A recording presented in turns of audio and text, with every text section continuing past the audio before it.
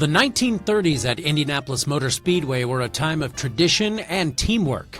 The Eddie Rickenbacker Speedway management, AAA, wanted to get more passenger car companies back into the Indianapolis 500, similar to the original design idea in 1909 and 1911. This car in particular won the 1932 Indianapolis 500 with Fred Frame, and it is one of the original cars that was in the museum when it opened in 1956. With some mandates making the racing more competitive, the Speedway used others to make it safer. In 1935 was the implementation of the hardshell helmet from the leather or cloth helmets that they used before.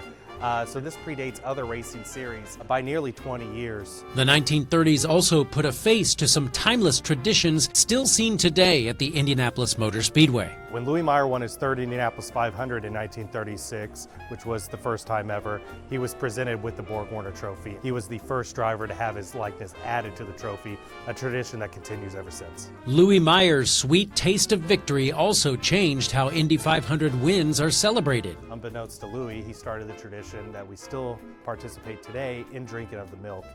And that was a bit of accident, if you will. Growing up, Louis' mom would always tell him, if you feel bad or tired, drink buttermilk, it'll make you feel better.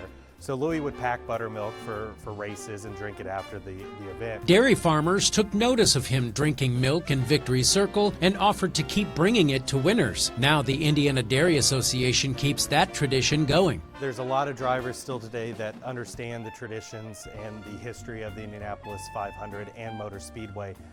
You always see, as part of that milk selection, people like Ed Carpenter will write in buttermilk. As the decade drew to a close and uncertainty grew going into World War II, some Hoosier horsepower played a pivotal role in keeping the Indy 500 running. The Maserati here is one of the more infamous cars in Indianapolis 500 history. Driver Wilbur Shaw was from Shelbyville. He would win the Indianapolis 500 in 1937 in a different car, but then won back-to-back in 39 and 40 with this car right here, becoming the first driver to do that and the second driver to win 3 times. And without Shaw, and in some cases without this vehicle right here, you know, I always say you probably would be selling houses on this land instead of watching race cars. Zach Myers, Fox 59 News.